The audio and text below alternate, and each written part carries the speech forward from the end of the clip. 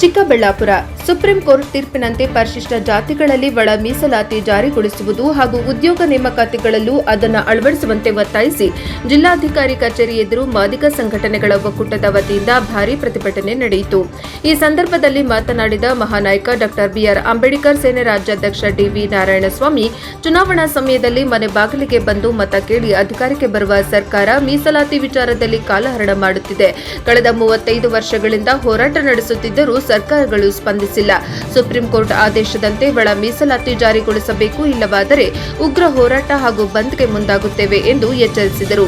ಈ ತಿಂಗಳ 27ರಂದು ನಡೆಯುವ ಸಚಿವ ಸಂಪುಟ ಸಭೆಯಲ್ಲಿ ಒಳ ಮೀಸಲಾತಿ ಕುರಿತು ತೀರ್ಮಾನ ಕೈಗೊಳ್ಳದಿದ್ದರೆ ಉಗ್ರ ಹೋರಾಟ ಅನಿವಾರ್ಯವಾಗಲಿದೆ ಎಂದು ತಿಳಿಸಿದರು. ಕರ್ನಾಟಕ ದಲಿತ ಸಂಘರ್ಷ ಸಮಿತಿ ರಾಜ್ಯ ಮುಖಂಡ ಬಾಲಕುಂಟಹಳ್ಳಿ ಗಂಗಾಧರಪ್ಪ, ಮಾದಿಗ ದಂಡೋರ ಜಾಗೃತಿ ಹೋರಾಟ ಸಮಿತಿ ರಾಜ್ಯ ಪ್ರಧಾನ ಕಾರ್ಯದರ್ಶಿ ರಾಮಪ್ಪ ಮಾತನಾಡಿ, ಅಧಿಕಾರಕ್ಕೆ ಬರುವ ಮುನ್ನ ನೀಡಿದ ಭರವಸೆಯನ್ನ ಸರ್ಕಾರ ಮರೆಯಾಗಿದೆ. ಸುಪ್ರೀಂ ಕೋರ್ಟ್ ಆದೇಶದ ಬಳಿಕವೂ ಸ್ಪಷ್ಟ ನಿರ್ಧಾರ ಕೈಗೊಳ್ಳದೆ ವಿಳಂಬ ಮಾಡುತ್ತಿದೆ.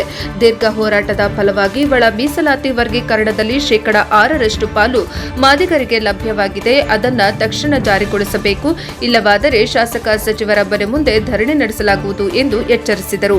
ತಾಲೂಕು ಪಂಚಾಯಿತಿ ಮಾಜಿ ಅಧ್ಯಕ್ಷ ಕೃಷ್ಣಮೂರ್ತಿ ಅವರು ಮಾತನಾಡಿ, 3 ದಶಕಗಳಿಂದ ನಡೆಯುತ್ತಿರುವ ಹೋರಾಟಕ್ಕೆ ನ್ಯಾಯ ಒದಗಿಸಬೇಕು.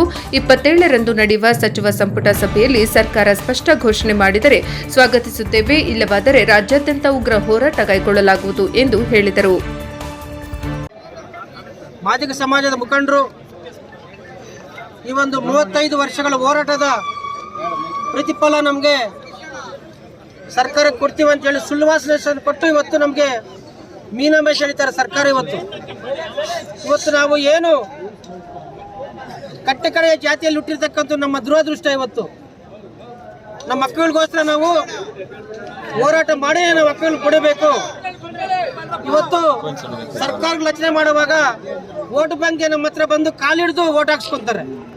ಆದರೆ ನಮ್ಮ ಮಕ್ಕಳನ್ನ ಕೇಳಿದ್ರೆ ನಿಮಗೆ ಇವತ್ತು ಕೊಡ್ತೀವಿ, ನಾಳೆ ಕೊಡ್ತೀವಿ ಅಂತ ಸತತವಾಗಿ 35 ವರ್ಷಗಳ ಕಾಲ ನಮ್ಮ ನಾಳುವ ಸರ್ಕಾರಗಳು ತುಳಿತಾನೆ ಬಂದಿದೆ. ಇವತ್ತು ನಾವೇನು 5ನೇ ತಾರೀಕು ನಿಮ್ಗೆ ಮೀಸಲಾತಿ ಒಂದು ಕೊಡ್ತೀವಿ ಅಂತ ಹೇಳಿಬಿಟ್ಟು ಮೀಟಿಂಗ್ ಕರೆದು ಪೋಸ್ಟ್ಪೋನ್ ಮಾಡ್ತಾರೆ. ಮತ್ತೆ ನಾವು ಎಲ್ಲ ಸಂಘಟನೆಗಳು, ಎಲ್ಲ ದಲಿತ ಮುಖಂಡರು, ಮಾದಿಗ ಸಮಾಜದ ಮುಖಂಡರು ಎಚ್ಚೆತ್ತುಕೊಂಡು 12ನೇ ತಾರೀಕು ಮಾಡ್ತೀವಿ ಅಂತ ಹೇಳಿದ್ರು. ಆ ಒಂದು ಶಕ್ತಿಯನ್ನು ಪ್ರದರ್ಶನ ಮಾಡಿ ಬೆಂಗಳೂರಲ್ಲಿ ತೋರಿಸ್ಕೊಟ್ಟಿದ್ದೀವಿ. ಆವತ್ತು ಕ್ಯಾಬಿನೆಟ್ ಮಣಿದು ನಮಗೆ ಭಯ ಬಿದ್ದು ನಮ್ಮ ಶಕ್ತಿಯನ್ನು ನೋಡಿ ಕರ್ನಾಟಕ ಸರ್ಕಾರದ ಮಂತ್ರಿಗಳು 4 ಜನ ಮಂತ್ರಿಗಳು ಬಂದು ನಮ್ಗೆ ಆಶ್ವಾಸನೆ ಕೊಡ್ತಾರೆ. ನೀವಿವತ್ತು ಮಾಡತಕ್ಕಂಥ ಹೋರಾಟ ಇಂತಗೊಳ್ರಿ, ನಿಮಗೆ 27ನೇ ತಾರೀಕು ನಾವು ಏನು ನಿಮಗೆ ಮೀಸಲಾತಿ ಕೊಡಬೇಕು, ನಾವು ಕೊಡ್ತೀವಿ ಅಂತ ಹೇಳಿಬಿಟ್ಟು ಮೀನಾಮೇಷ ಎಳೆದು ಇವತ್ತು ನಮಗೆ ಮೋಸ ಮಾಡ್ತಾ ಇದ್ದಾರೆ. ಇವತ್ತು ನಾವು ಇಡೀ 31 ಜಿಲ್ಲೆಗಳಲ್ಲಿ ಮಾದಿಗ ಸಮಾಜದ ಮುಖಂಡರು, ಮಾದಿಗ ಸಂಘಟನೆಗಳ ಹೋರಾಟ ಸಮಿತಿಗಳು ಇವತ್ತು ಎಲ್ಲ ಜಿಲ್ಲಾಧಿಕಾರಿ ಕಚೇರಿ ಮುಂದೆ ನಾವು ಪ್ರತಿಭಟನೆ ಮಾಡಿಕೊಂಡು, ಅದೇ ರೀತಿ ನಾವು ಚಿಕ್ಕಬಳ್ಳಾಪುರ ಜಿಲ್ಲೆಯ ನಮ್ಮ ಜಿಲ್ಲೆಯ ಜಿಲ್ಲಾಧಿಕಾರಿ ಮುಂದೆ ನಾವು ಪ್ರತಿಭಟನೆ ಮಾಡ್ತಾ ಇದ್ದೀವಿ. ಏನಾದರೂ ನೀವು ಈ ಒಂದು ಹೋರಾಟಕ್ಕೆ ಮಾಡಿದು ನಮ್ಗೆ ಏನಾದರೂ ಮೀಸಲಾತಿ ಕೊಡದಿದ್ರೆ ಎಲ್ಲ ಮುಖಂಡರನ್ನು ಸೇರಿಸಿ ರಾಜ್ಯದ ಮುಖಂಡರನ್ನು ಮಾತಾಡಿ ನಾವು ಬಂದ್ ಮಾಡತಕ್ಕಂಥ ಕೆಲಸ ಮಾಡ್ತೀವಿ. ಕಾಂಗ್ರೆಸ್ನವ್ರು ಹೇಳಿದ್ರು ನಾವು ಅಧಿಕಾರಕ್ಕೆ ಬಂದ್ರೆ ಒಳ ಮೀಸಲಾತಿ ಜಾರಿ ಮಾಡ್ತೀವಿ ಅಂತ ಹೇಳಿದ್ರು. ಆದ್ರೆ ಅವ್ರ ಅಧಿಕಾರಕ್ಕೆ ಬಂದ್ಮೇಲೆ ಅವರು ಅದನ್ನ ಕೈಗೆ ಎತ್ಕೊಳ್ಳಿಲ್ಲ. ಅಂತ ಸಂದರ್ಭದಲ್ಲಿ ಕೇಂದ್ರ ಸರ್ಕಾರ ಮತ್ತೆ ಏನು ಇವತ್ತು ನಮ್ಮ ಆನ್ಸನ್ ಇರ್ಬೋದು, KH ಮುನಿಯಪ್ಪ ಇರ್ಬೋದು, ಈ ಸಮಾಜದ ಮುಖಂಡರು ಏನು ಹೈಕೋರ್ಟಲ್ಲಿ, ಸುಪ್ರೀಂ ಕೋರ್ಟಲ್ಲಿ ಒಂದು ಕೇಸನ್ನು ದಾಖಲು ಮಾಡ್ತಾರೆ. ಸುಪ್ರೀಂ ಕೋರ್ಟಲ್ಲಿ 7 ಬೆಂಚ್ ಮಾಡಿ ಅಲ್ಲಿ ಸದಾಶಿವ ಆಯೋಗ ಒಳ ಮೀಸಲಾತಿನ ಜಾರಿ ಮಾಡಬೇಕು, ಅದು ರಾಜ್ಯ ಸರ್ಕಾರಕ್ಕೆ ನಾವು ಜವಾಬ್ದಾರಿ ಕೊಟ್ಟಿದ್ವಿ ಅಂತ ಹೇಳ್ಬಿಟ್ಟು ಆರ್ಡರ್ ಮಾಡ್ತಾರೆ. ಅದನ್ನ ಇವತ್ತು ಏನು 3 ವರ್ಷಗಳಾಗ್ತಾ ಬಂದಿದೆ, ಅದನ್ನ ಮೂಲೆ ಗುಂಪು ಮಾಡಿದ್ದಾರೆ ಕರ್ನಾಟಕ ಸರ್ಕಾರ.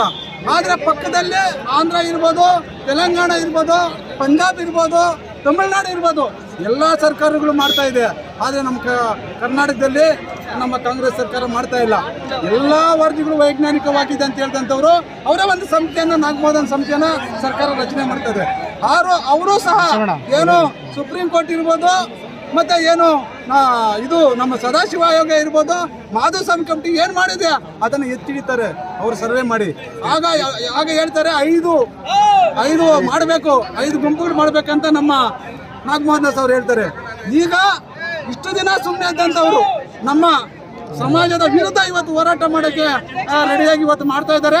ಅವ್ರು ಇಷ್ಟು ದಿನ ಏನು ಮಾಡ್ತಾ ಇದ್ರು, ಇಷ್ಟೊಂದು ವರದಿಗಳು ಬಂತಲ್ಲ, ಈಗ ನಾಗಮೋಹನ್ ವರದಿ ನಮ್ಮ ಪರವಾಗಿದೆ, ಮತ್ತೆ ಸದಾಶಿವ ನಮ್ಮ ಪರವಾಗಿದೆ, ಮತ್ತೆ ಮಾಧುಸ್ವಾಮಿ ವರದಿ ನಮ್ಮ ಪರವಾಗಿದೆ, ಸುಪ್ರೀಂ ಕೋರ್ಟ್ ನಮ್ಮ ಪರವಾಗಿದೆ.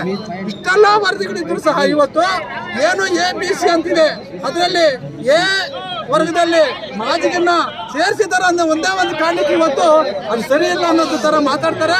ದಯವಿಟ್ಟು ಇವತ್ತು ಕರ್ನಾಟಕ ಸರ್ಕಾರ ಒಪ್ಕೊಂಡಿದೆ. ಇವತ್ತು 12ನೇ ತಾರೀಕು ಮಾದಿಗ ಸಂಘಟನೆಗಳ ಒಕ್ಕೂಟದ ವತಿಯಿಂದ ಮಾದಿಗ ದಂಡೋರ ಜಾಗೃತಿ ಸಮಿತಿ, ಮಾದಿಗ ದಂಡೋರ ಕರ್ನಾಟಕ ದಲಿತ ಸಂಘರ್ಷ ಸಮಿತಿ ಎಲ್ಲ ಒಕ್ಕೂಟದ ವತಿಯಿಂದ ಇವತ್ತು ನಾವು ಏನು ಚಿಕ್ಕಬಳ್ಳಾಪುರ ಜಿಲ್ಲಾ ಕಚೇರಿ ಮುಂದೆ ಧರಣಿ ಮಾಡ್ತಾ ಇದ್ದೀವಿ. ಇದರ ಉದ್ದೇಶ ಕರ್ನಾಟಕ ರಾಜ್ಯದಲ್ಲಿ ಸುಮಾರು 35 ವರ್ಷಗಳ ಹೋರಾಟದ ಒಂದು ಕೂಗು ಇವತ್ತು ನಮಗೆ ಏನು ಒಳ ಮೀಸಲಾತಿ ವರ್ಗೀಕರಣ ಇದರಲ್ಲಿ 6% ಮಾದಿಗರಿಗೆ ಪಾಲಾಗಿದೆ, 6% ಒಲೆಯರ ಪಾಲಾಗಿದೆ, ಇನ್ನು 5% ಏನಿದೆ ಇತರೆ ವರ್ಗದವರಿಗೆ ನ್ಯಾಯ ಸಿಕ್ಕಿದೆ. ಆದರೂ ಸಹ ಏನು ರಾಜಕೀಯ ಪಿತೂರಿಗಳಿಂದ ಏನು ಸಿದ್ದರಾಮಯ್ಯನವರು ರಾಜಕೀಯ ಪಿತೂರಿಗಳಿಂದ ಏನು ಮಹದೇವಪ್ಪ ಅವರು, ಮಲ್ಲಿಕಾರ್ಜುನ ಖರ್ಗೆ ಅವರು, ಪ್ರಿಯಾಂಕ್ ಖರ್ಗೆ ಅವರ ಮಾತಿಗೆ ಗೌರವ ಕೊಟ್ಟು ನಮ್ಮ ಮಾದಿಗರಿಗೆ ಮೋಸ ಮಾಡ್ತಾ ಇದ್ದಾರೆ. ಇದು ಸರ್ಕಾರ ಎಚ್ಚರಿಕೆಯಿಂದ ನೋಡಬೇಕಾಗ್ತದೆ. 35 ವರ್ಷಗಳ ಹೋರಾಟದಲ್ಲಿ ನ್ಯಾಯಯುತವಾಗಿ 6% ಕೊಟ್ಟಿರೋದು ನಮಗೆ ನಾಗಮೋಹನ್ ವರದಿಯ ಪ್ರಕಾರ ಅಲ್ಲ. ಅವರ ಒಂದು ಒಳಗಡೆಯ ಸಂಚು ರಾಜಕೀಯ ಪಿತೂರಿಗಳ ಮಾಡಿಕೊಂಡು 6% ಕೊಟ್ಟಿದೆ. ಆದರೂ ನ್ಯಾಯವಾಗಿದ್ದೀವಿ ನಾವು. ಯಾಕೆಂದಿದೆ ಅಂದರೆ ಎಲ್ಲ 101 ಜಾತಿಗಳು ಸಮಾನವಾಗಿರೋಣ ಅಂತ ಒಂದು ಉದ್ದೇಶದಿಂದ ಅದಕ್ಕೆ ನಾವು ಸುಮ್ಮನೆ ಇದ್ದೀವಿ. ಏನಾದರೂ 27ನೇ ತಾರೀಕು ಏನಾದರೂ ಮಾಡಿಲ್ಲ ಅಂದ್ರೆ ಎಲ್ಲ ಶಾಸಕರ ಮನೆ ಮುಂದೆ ನೇಣು ಹಾಕೊಳ್ತೀವಿ. ಸರ್ಕಾರ ಎಚ್ಚರಿಕೆ. ಗ್ರಾಮ ಪಂಚಾಯತಿ, ಜಿಲ್ಲಾ ಪಂಚಾಯತಿ ಎಲ್ಲ ಎಲೆಕ್ಷನ್ಗಳಲ್ಲಿ ಎಲ್ಲ ಶಾಸಕರ ಮತ್ತು ಉಸ್ತುವಾರಿ ಮಿನಿಸ್ಟರ್ಗಳ ಮನೆಗಳ ಮುಂದೆ ನೇಣು ಹಾಕೊಳ್ತೀವಿ ಮಾದಿಗರು ಅಂತ ಎಚ್ಚರಿಕೆಯನ್ನು ಕೊಡ್ತಾ ಇದೀವಿ. ನಿಮ್ಮ ಸರ್ಕಾರವನ್ನ ಧೂಳಿಪಟ ಮಾಡ್ತೀವಿ ಅಂತ ಎಚ್ಚರಿಕೆ ಕೊಡ್ತಾ ಇದೀವಿ. 35 ವರ್ಷಗಳಿಂದ ಹೋರಾಟದ ಪ್ರತಿಫಲ ನಮಗೇನಾದ್ರೂ ಅನ್ಯಾಯ ಮಾಡಿದ್ರೆ ನಾವು ಎಲ್ಲ ಉಗ್ರ ಹೋರಾಟ ಮಾಡ್ತೀವಿ. ನಿಮ್ಮ ಮನೆಗಳ ಮುಂದೆ ನೇಣು ಹಾಕೊಳ್ತೀವಿ. ಸಾಯಕ್ಕೂ ನಾವು ಸಿದ್ಧವಾಗಿದ್ದೀವಿ ಅಂತ ಎಚ್ಚರಿಕೆಯನ್ನ ಕೊಡ್ತಾ ಇದೀವಿ. ಎಂ.ವಿ. ರಾಮಪ್ಪ, ಮಾದಿಗ ದಂಡೋರ ಜಾಗೃತಿ ಹೋರಾಟ ಸಮಿತಿಯ ರಾಜ್ಯ ಪ್ರಧಾನ ಕಾರ್ಯದರ್ಶಿ ಆಶ್ವಾಸನೆಯನ್ನು ಕೊಟ್ಟಿದ್ದಾರೆ. ಅದರಂತೆ ಏನು ನಾಳೆ 27ನೇ ತಾರೀಕು ಒಳ ಮೀಸಲಾತಿ ಆದರೆ ನಿಜವಾಗಲೂ ಅವರಿಗೆ ತುಂಬ ಅಭಿನಂದನೆಗಳನ್ನು ಸಲ್ಲಿಸುತ್ತೇವೆ. ಏನು ಒಳ ಮೀಸಲಾತಿಯಿಂದ ಸುಮಾರು ಬ್ಯಾಕ್ಲಾಗ್ ಹುದ್ದೆಗಳು ಸುಮಾರು 5ರಿಂದ 6 ಸಾವಿರ ಜನಕ್ಕೆ ಏನು ಉದ್ಯೋಗಗಳನ್ನು ಕೊಡ್ತಕ್ಕಂಥ ಒಂದು ಇದಿದೆ ಒಳ ಮೀಸಲಾತಿ. ಆದರೆ ಕೆಲವೊಂದು ಪಟ್ಟದಪ್ಪ ಅವ್ರನ್ನ ಏನಂತ ಕರಿಬೇಕಂದ್ರೆ ನಿಜವಾಗ್ಲೂ ಈ ಮಾದಿಗರಿಗೆ ನಿಜವಾಗಲೂ ಅವರು ಯಾವುದೇ ರೀತಿ ಅವ್ರಿಗೆ ಅನ್ಯಾಯ ಆಗಬೇಕಂತ ಕೆಲವು ಸಚಿವರುಗಳು ಇದನ್ನು ಸಿದ್ದರಾಮಯ್ಯ ಅವರಿಗೆ ಹೇಳಿ ನಿಲ್ಲಿಸುವಂಥ ಒಂದು ಅವ್ರಿಗೆ ತಲೆ ತುಂಬುವಂಥ ಒಂದು ಕೆಲಸ ಮಾಡ್ತಾ ಇದ್ದಾರೆ. ಯಾಕೆ 35 ವರ್ಷಗಳಿಂದ ಈ ಮಾದಿಗರು ಏನು ಹೋರಾಟ ಮಾಡಿರೋದ್ರಿಂದ ಇವತ್ತು ನೀವೆಲ್ಲ ಚೆನ್ನಾಗಿದ್ದೀರಾ. ನಾವು ಚೆನ್ನಾಗಿರೋದು ಬೇಡವಾ? ನಮ್ಮ ಮಕ್ಕಳು ವಿದ್ಯಾಭ್ಯಾಸ ಮಾಡಿ ಏನು ಒಂದು ಎಕ್ಸಾಮ್ ಬರೆದು ಅದರಲ್ಲಿ ಸರ್ಕಾರಿ ಉದ್ಯೋಗಕ್ಕೆ ಹೋಗಬಾರ್ದಾ? ಅದನ್ನು ಕೇಳೋದು ತಪ್ಪ? ಅದರಿಂದ ದಯವಿಟ್ಟು ಮಾನ್ಯ ಮುಖ್ಯಮಂತ್ರಿಗಳಿಗೆ ಹೇಳೋ ವಿಚಾರ ಏನಂದರೆ ಎಲ್ಲ ಜಿಲ್ಲೆಗಳಲ್ಲಿ ಮಾದಿಗ ಏನು ಸಂಘಟನೆಗಳು ಪ್ರತಿಯೊಂದು ಜಿಲ್ಲೆಯಲ್ಲೂ ಈ ದಿನ ಒಂದು ಮೆಮೊರಂಡಮ್ ಜಿಲ್ಲಾಧಿಕಾರಿಗಳಿಗೆ ಕೊಡ್ತಕ್ಕಂಥ ಒಂದು ಕೆಲಸ ಮಾಡ್ತಾ ಇದ್ದಾರೆ. ಆದರೆ ನಮ್ಮ ಏನು ಮುಖ್ಯಮಂತ್ರಿಗಳು 27ನೇ ತಾರೀಕು ಘೋಷಣೆ ಮಾಡಿದ್ರೆ ಅವ್ರಿಗೆ ತುಂಬ ಧನ್ಯವಾದಗಳು. ಇಲ್ಲ ಅಂದರೆ ನಿಜವಾಗಲೂ ನಾವು ಮುಂದಿನ ದಿನಗಳಲ್ಲಿ ಇಡೀ ಕರ್ನಾಟಕ ರಾಜ್ಯಾದ್ಯಂತ ಏನು ಮಾದಿಗ ಸಂಘಟನೆಗಳಿದ್ದೀವೋ ನಿಜವಾಗಲೂ ನಿಮಗೆ ಬಹಿಷ್ಕಾರ ಹಾಕುವಂಥ ಕೆಲಸ ಮಾಡ್ತೀವಿ. ದಯವಿಟ್ಟು ನೀವು ಮಾಡಬೇಕಂತ ತಮ್ಮಲ್ಲಿ ಮನವಿ ಮಾಡಿಕೊಳ್ಳುತ್ತೇವೆ. ನನ್ನ ಹೆಸರು ಕೆ. ಕೃಷ್ಣಮೂರ್ತಿ, ತಾಲೂಕ್ ಪಂಚಾಯತಿ ಮಾಜಿ ಅಧ್ಯಕ್ಷರು ಹಾಗೂ ನಗರ ಪ್ರಾಧಿಕಾರ ಮಾಜಿ ಅಧ್ಯಕ್ಷರು, ಚಿಕ್ಕಬಳ್ಳಾಪುರ.